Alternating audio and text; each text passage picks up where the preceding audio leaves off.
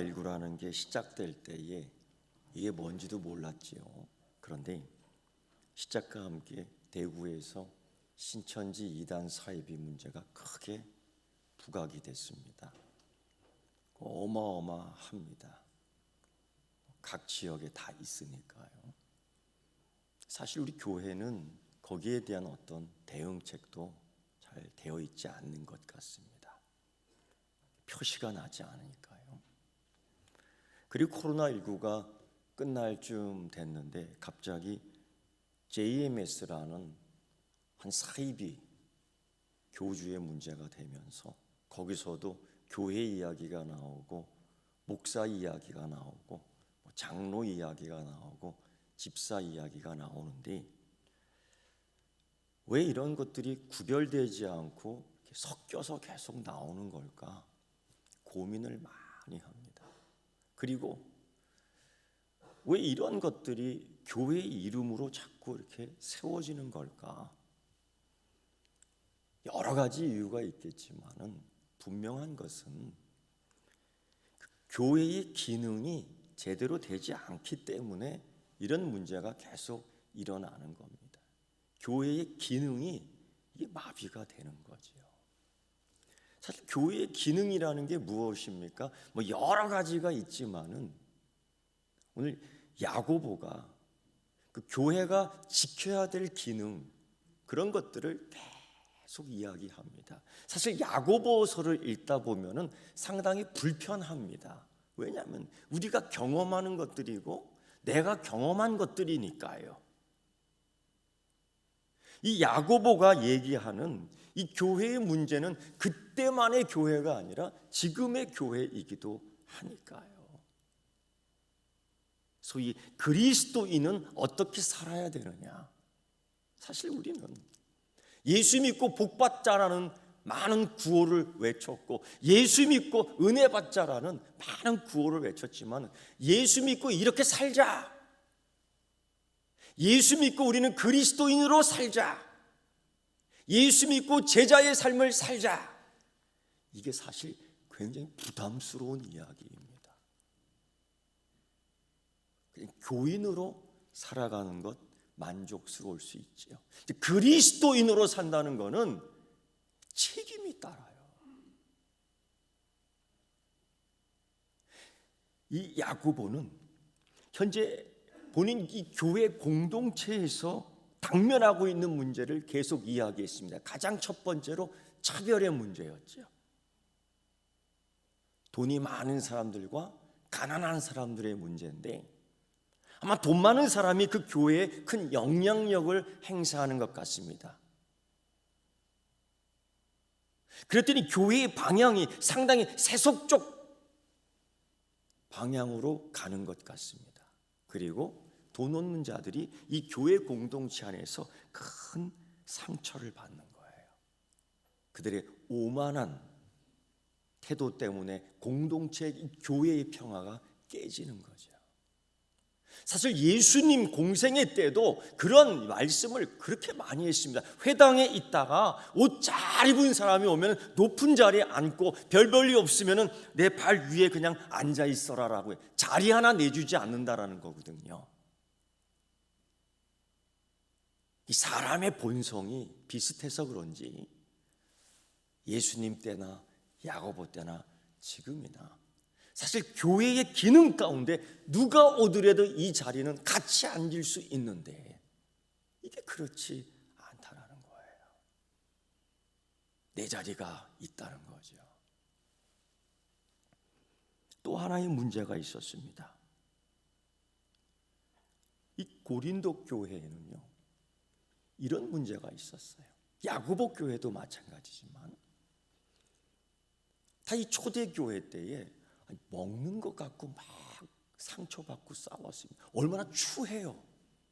먹는 것 갖고 이런 실망이 있더라고요. 구역 예배를 드리다가 마치면은 다가도 내놓아요.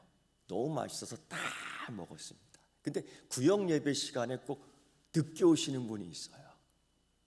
다 먹었고 치우고 가려고 그러는데 늦게 왔어요. 너 늦었어. 우리 맛있는 거 다 먹었다. 여러분 이거 상처받아요. 별거 아닌 것 같아요? 상처받아요. 근데 고린도 교회가 그랬다는 겁니다. 얼마나 유치합니까? 그 고린도 교회에 사는 사람들 보니까 잘 사는 사람도 있고 못 사는 사람도 있고 주인도 있고 종도 있었는데 예배 시간이 그렇게 자유롭지 못했던 이 종들에게 문제가 있었던 겁니다. 예배드리러 모였는데 이들은 아직 해야 될 일이 있고 이 맞춰야지만이 이 자리에 오는데 늦게 왔어요. 예배를 드림과 동시에 애찬이 되는데 이 남겨둔 음식이 아무것도 없었습니다. 그 당시에 먹는 게 충분히 공급되지 못했던 그 시대 교회의 애찬은 굉장히 중요한 먹을거리의 하나였죠. 그걸 통해서 기쁨을, 그걸 통해서 만족을 함께 공유할 수 있었는데 이 기쁨을 먼저 와 있던 그래도 잘 사는 사람들 주인이 다 먹어버린 겁니다. 얼마나 상처가 돼요. 이게 교회 문제가 된 겁니다. 우리 교회도요, 이 3부 예배 마치고 난 후에 교회 식당에 가서 국수를 먹습니다. 몇십 년 동안 한 국수 국물은요 비교가 안 됩니다.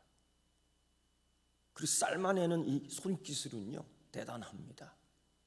그래서 줄을 쫙 서서 국수를 기다리며 먹는데 하필 그날 아침도 못 먹고 왔는데 내 앞에서 줄이 딱 끊어지는 거예요. 국수 없다. 미치는 겁니다. 기다려야 되는 겁니다. 그런데 이때 자기 감정을 테스트해 보세요. 절망이 오느냐, 소망이 오느냐. 왜 하필 내 앞에서 끊어지는 거야? 이런 생각 들면은 아직 더 믿어야 될 것 같아요. 아직 더 믿음 생활 해야 될 것 같아요. 근데 딱 끊어졌을 때에 소망이 생긴다면은 그래도 괜찮은 거예요. 어떤 소망? 2분만 더 기다리면 쫄깃한 국수를 나는 먹을 수 있다라는 이 소망. 이게 여러분 우스운 얘기 같은데 실제 이게 우리의 경험 속에 있는 거예요. 왜 좀 더 많이 끓이고 준비하지 왜 못했어? 그 봄은 몰라? 이런 소리 하거든요. 교회의 식당 즐거운 만찬을 즐겨야 할 이때에 싸늘해지는 거예요. 독한 말을 하는 거예요. 이게 야고보가 지금 이야기하고 있는 겁니다. 여러분 우리 이런 구호를 많이 외쳤죠. 믿으면 다 된다. 믿기만 하면 된다. 근데 이 말이 정말 우리 개혁교회 전통에 있는 오직 믿음이라는 구호인가? 아니면 무조건 믿음이라는 현대에 유행하는 구호인가? 이 구별을 좀 해야 될 텐데 뭘 갖고 구별하느냐? 그 믿음을 자랑하느냐? 가난한 자들에 대해서는 긍휼, 가난한 자들에 대해서는 자선 행위를 보이지 않고 믿기만 하면 돼. 이런 허탄한 자랑을 하느냐? 그거 갖고 우리가 구분을 할 수 있는 건데 이 야고보는 선한 열매, 의의 열매가 있느냐라고 이야기하는 겁니다. 그래서 행함이 있는 믿음을 보이라는 것이 교회의 이 기능 가운데의 긍휼, 교회의 이 기능 가운데의 자선의 삶, 이게 그리스도의 사랑을 보여주는 그리스도인의 삶의 형태가 행함으로 보여지느냐? 야고보는 벌써 그때의 교회 공동체에 이야기하고 있는 겁니다. 또 그것뿐이겠습니까? 구체적으로 그 선생된 자들이 자기의 지혜를 얼마나 자랑하는지요. 그 지혜가 뭐냐? 그 지혜의 근본이 뭐냐? 자랑하는 거냐? 시기하는 거냐? 비평하는 거냐? 그 지혜 있는 자들의 자랑으로 말미암아 공동체가 차가워지는 거예요. 뭐 그런 식으로 해. 이런 얘기들. 왜 그거밖에 준비 안 했어? 뭐 이런 식으로. 왜 하필 이걸 만들어? 이런 얘기들. 격려하지 않고 비평하고 비판하고, 함께 참여하지 않고 구경하며 조롱하는 것들. 이게 야고보 교회 공동체 안에 있었던 이야기입니다. 야고보는 그걸 얘기해요. 그게 얼마나 불편했을까요? 얼마나 능숙한 말로, 얼마나 운명적인 기술로 사람을 조롱하고 놀려고 혹했는지요. 사실 우리가 교회 생활을 하면서 공동체 사역을 해야 될 일들이 참 많아요. 그런데 마음에 들지 않죠. 내 뜻과 일치하지 않는 것 같아요. 그래서 이 일을 할 때 사실 지지하고 격려해야 될 때에 우리는 비평하고 비판해요. 그리고 나는 여가 시간을 즐겨요. 이게 교회의 기능을 저하시키는 것들입니다. 이게 야고보 교회뿐이겠습니까? 현대 교회에 있는 교회의 기능을 상실함으로 말미암아 이단과 사이비가 계속 올라가는 거죠. 사실 그 책임은 교회의 책임이다라고 얘기하는데 나의 책임이고 우리의 책임이죠. 왜? 그리스도인답게 사는, 그리스도인으로서 사는 모습을 보여줘야 되는데 이게 많이 수준이 내려갔다는 거예요. 그냥 교인으로 사는 거로 만족해요. 나 오늘 주일 예배 드렸어. 나 오늘 주일 예배 드리면서 헌금했어. 이거로 다 끝나는 거죠. 이럴 때에 이 교회 공동체는 냉랭해집니다. 냉랭해집니다. 그래서 야고보는 이런 얘기를 해요. 너희 중에 지혜와 총명이 있는 자는 선행으로 온유함을 보이라. 실천하는 거로 보이라는 거예요. 얼마나 당연한 이야기입니까? 그리고 또 이런 얘기예요. 오히려 독한 시기와 다툼이 있으면 자랑하지 말고 진리를 거슬려 거짓말하지 말라라고 야고보는 권면합니다. 여기서 여러분, 독한 시기라는 거는 깜짝 놀랄 만한 이야기인데요. 이 열심이라는 이야기입니다. 열심. 이 열심이 자기를 만족시키는 열심이에요. 이 열심은 자기가 갖고 있는 자기의 능력, 자기의 이 행위를 통해서 내가 돋보여야 되는 열심이에요. 이거를 야고보는 독한 시기라고 이야기합니다. 이스라엘 백성들이 광야 생활을 할 때, 40년 광야 생활 때에 일어난 이야기들입니다. 이 광야 생활이라는 게 쉽지 않습니다. 잠자리도 부족하고 마실 물도 부족하고 먹을 거리 부족하고 항상 긴장해야 되니까 신경이 다 예민할 수밖에 없습니다. 심지어 그 모세가 이끄는 광야 생활을 하는 100만 명 정도 되는 그 인구들, 그 사람들이 계속 싸워요. 다퉈요. 부족하니까, 불편하니까. 이게 본능이고 본성이에요.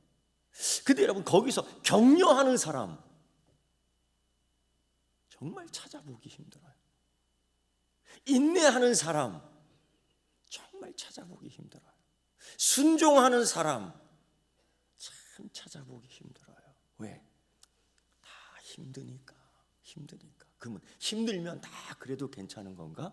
그건 아니지요. 모세 같은 경우는 어떻습니까?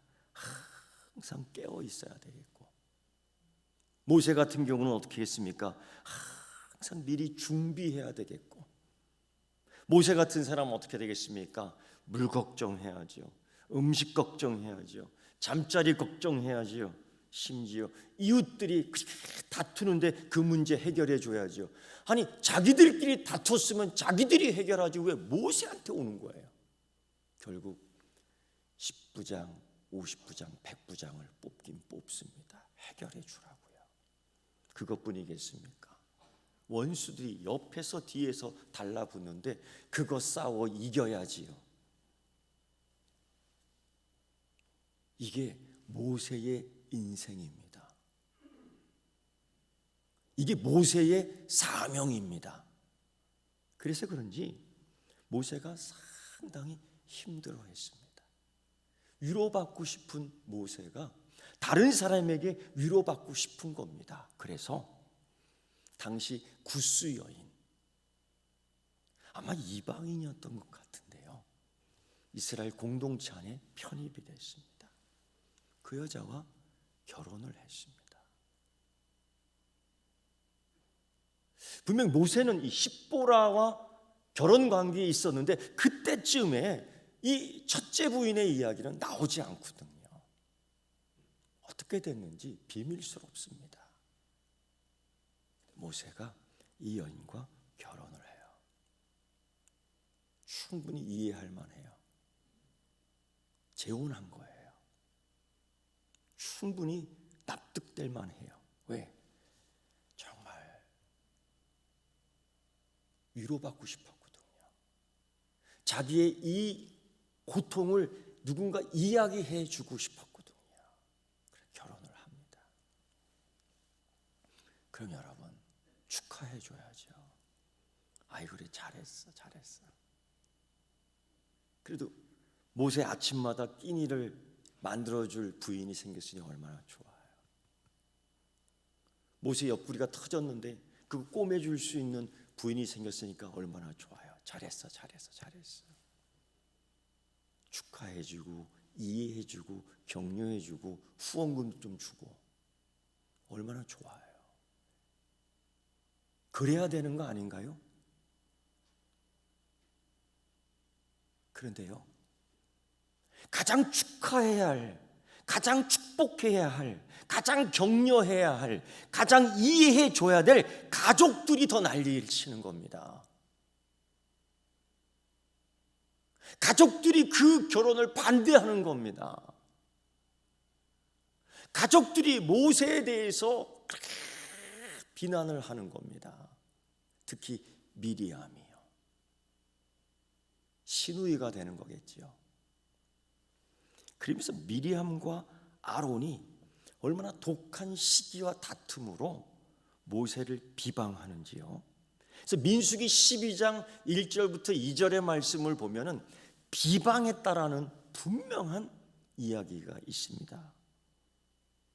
모세가 구스 여자를 취하였더니 그 구스 여자를 취하였으므로 미리암과 아론이 모세를 비방하느니라. 너 왜 이방인하고 결혼하고, 너 왜 우리 민족하고 하지 않고, 이러한 비방이라면 이해하고 들어가요. 근데 그 내용이 뭔지 아십니까? 들어보세요.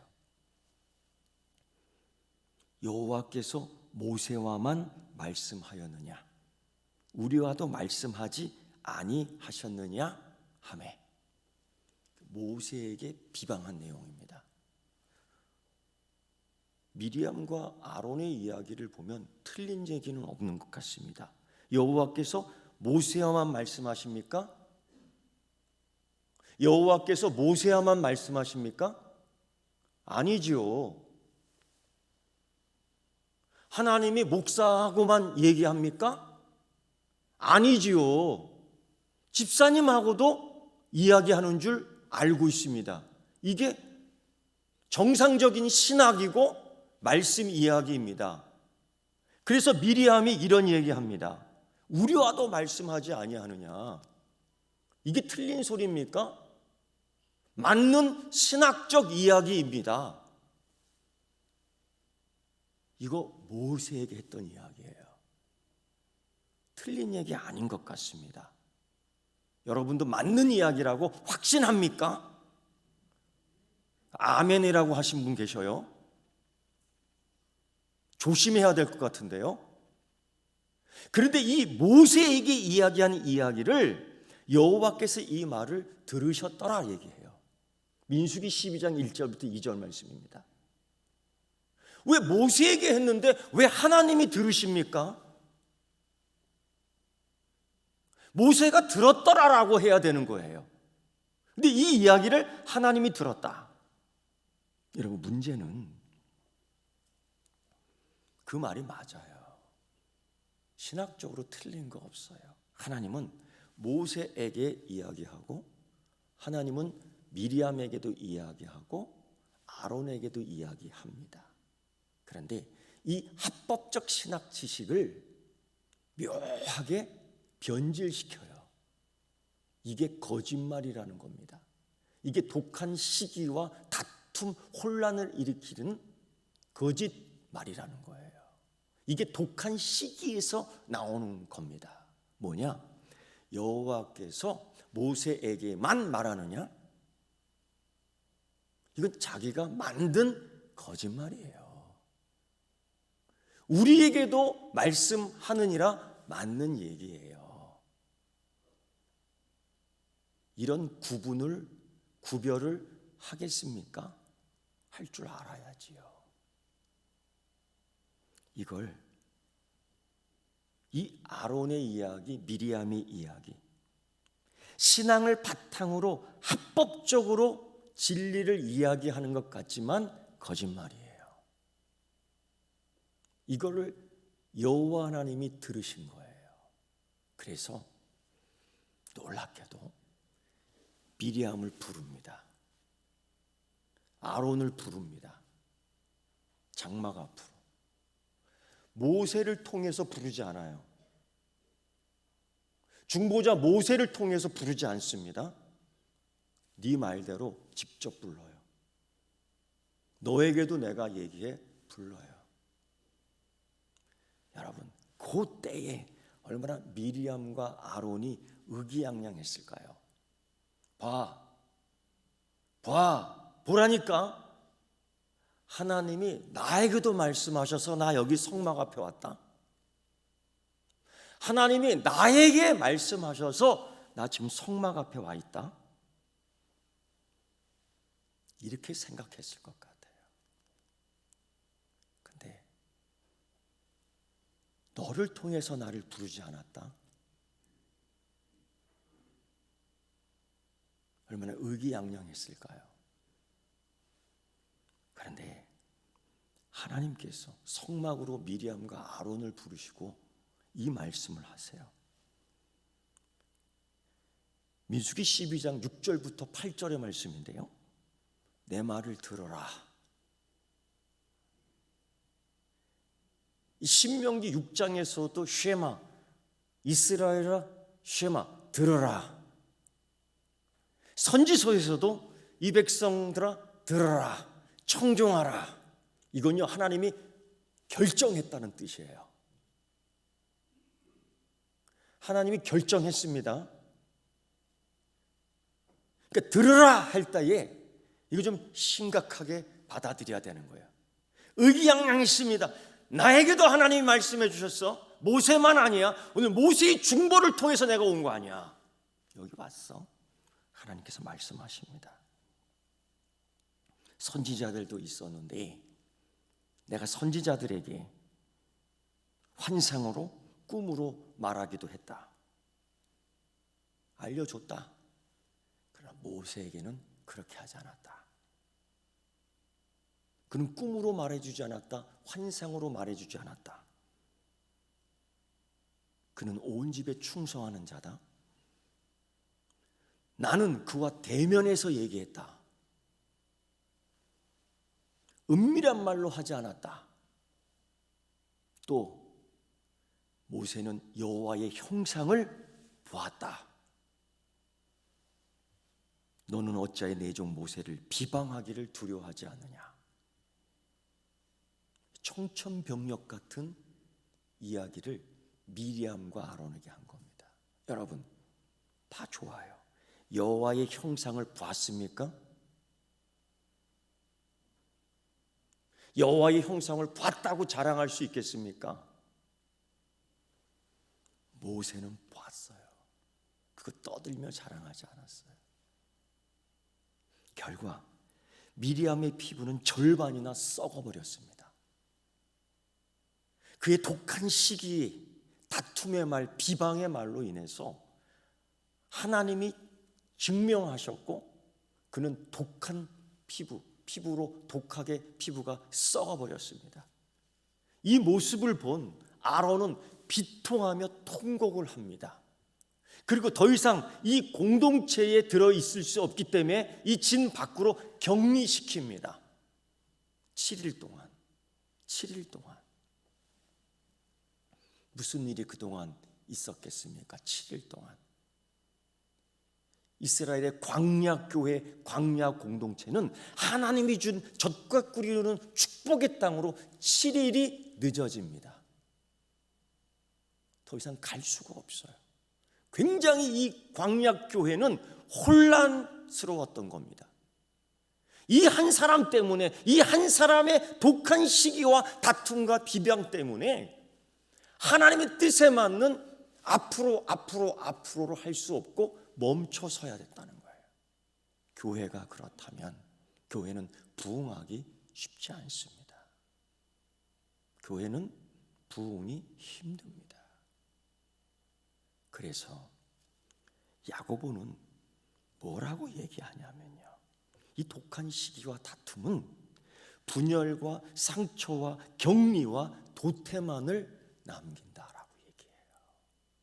그리고 더 심하게 깜짝 놀랄 만한 거는 이건 정욕적이다. 이해가 돼요.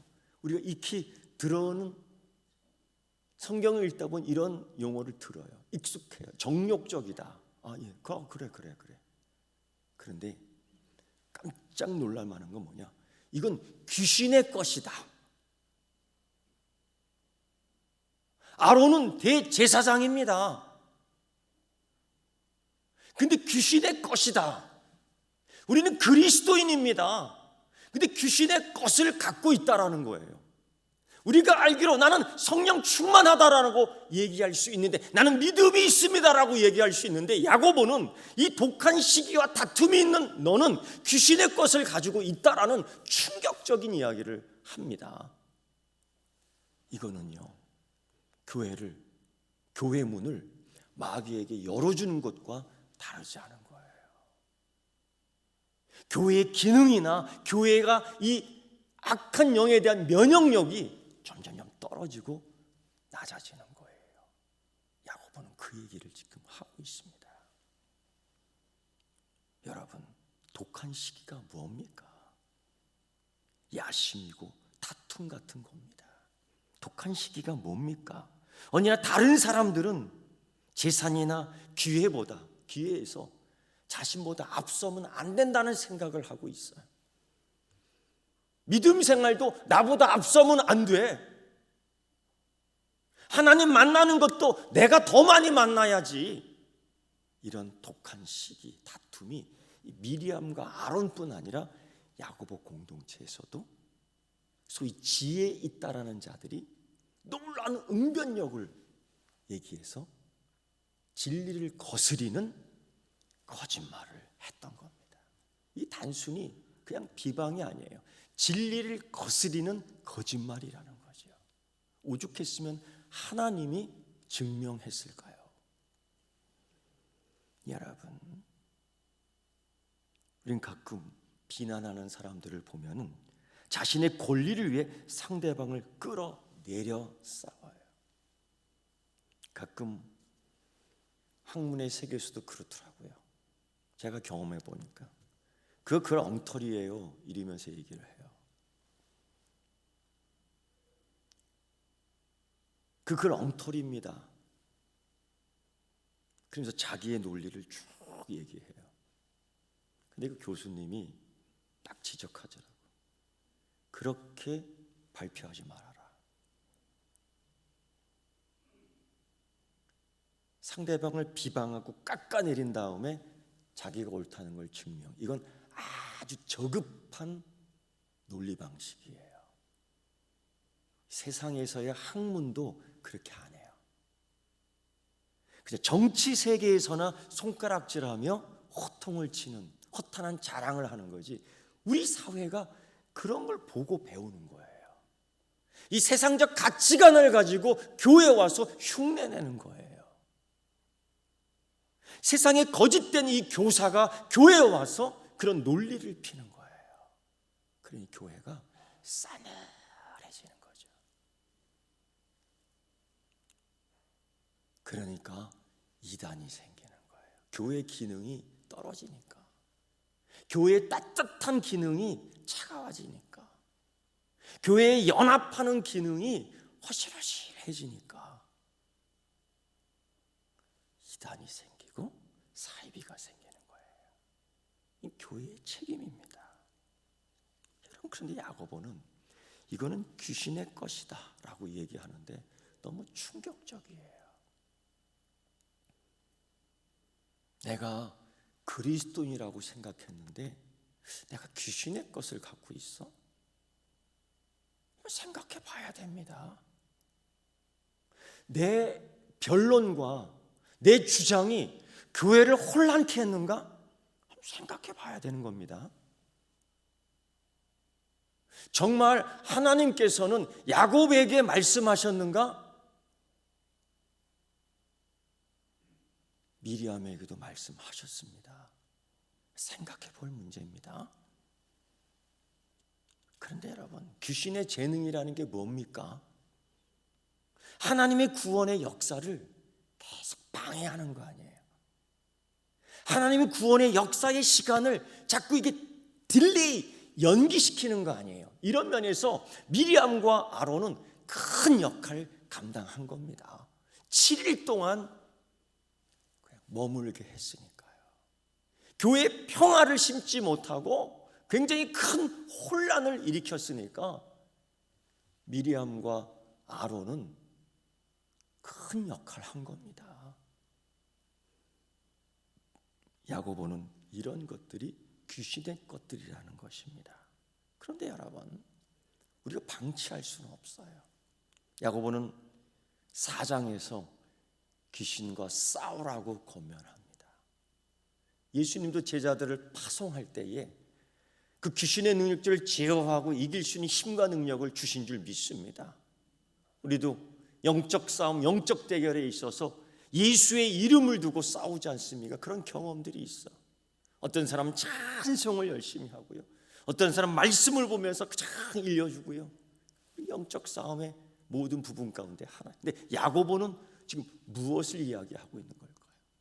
사단을 대적하라, 그리하면 피하리라. 하나님께 순복하라, 그럼 가까이 하시리라 얘기했는데, 그 사단과 싸워 이길 수 있는, 이 귀신의 것들과 싸워 이길 수 있는 방법은 뭔가?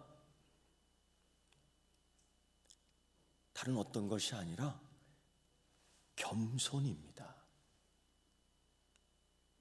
이 겸손의 근원이 어떤 열매를 맺느냐?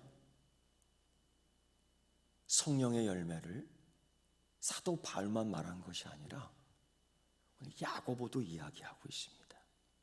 위로부터 난 지혜는 첫째 성결하고 화평하고 관영하고 양순하고 국률과 선한 열매가 가득하고 편견과 거짓이 없고 화평하고 의의 열매를 맺고, 의의 열매는 믿음입니다. 믿음, 그게 열매로 보여지는 겁니다. 여러분, 야곱은 사단과 싸워 이기는 무기가 이거라는 거예요. 이 야고보가 얘기한 오직 위로부터 난 지혜의 성격을 보면 상당히 성결한 윤리적 도덕적인 양심들과 행동들이 보입니다. 두 번째, 이게 나의 인격 되는 거예요. 인격. 그래서 교회의 기능을 가능하고요, 교회의 역할을 높여주는 은사들입니다. 이 은사가 영적이다. 네. 근데 이 은사는 보이고 만지고 맛보고 열매를 만질 수 있는 것들입니다. 야고보가 교회의 기능을 높이는데 그 중에 하나, 사단과 싸워 이기는 방법 가운데 이거를 이야기하고 있습니다. 여러분, 예수님이 제자들에게 이런 말씀을 하신 적이 있습니다. 십자가의 고난과 죽음, 부활, 이것이 내 인생에 있어서 있어야 될 때에 제자들에게 자신의 죽음과 부활에 대해서 말씀하는데 제자들은 관심이 없었습니다. 정말 가슴이 칠 만한 일입니다. 그때 예수님이 왜 이런가 봤더니만 다들 그렇게 얘기해요. 누가 첫째인가? 누가 이 제자들 가운데 가장 높은가? 이걸 갖고 싸움을 하고 있는 겁니다. 근데 예수님께서 말씀하시죠. 첫째가 되고 싶으면 꼴찌가 돼야 되고요. 높아지고 싶으면 낮아져야 된다는 이야기를 합니다. 여러분, 교회 기능이 약해진 건 사실인 것 같습니다. 교회 안에 이 세속적 가치관은 들어와 있다라는 것이 사실인 것 같습니다. 우리 야고보 교회 공동체를 보더라도 야고보는 귀신의 것이다라고 얘기하는 것들을 보면은 우리도 자유롭지는 않은 것 같습니다. 그런데 교회의 기능을 높여야 되겠죠. 교회의 역할을 높여야 되겠죠. 이게 우리의 사명입니다.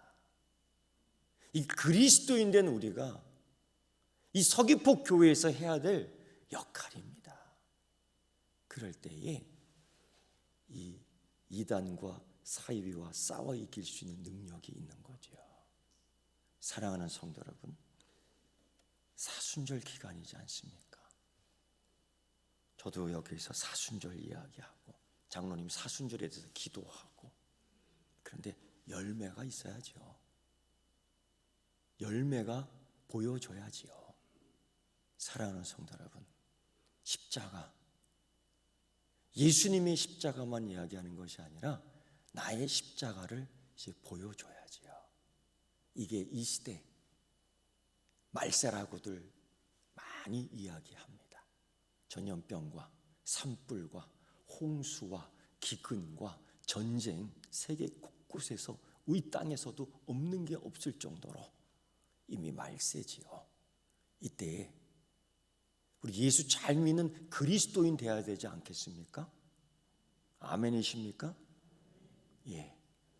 이 사순절 기간 자기 십자가 발견하고 자기 십자가의 열매를 확인하는 은혜가 있기를 주의 이름으로 축원합니다.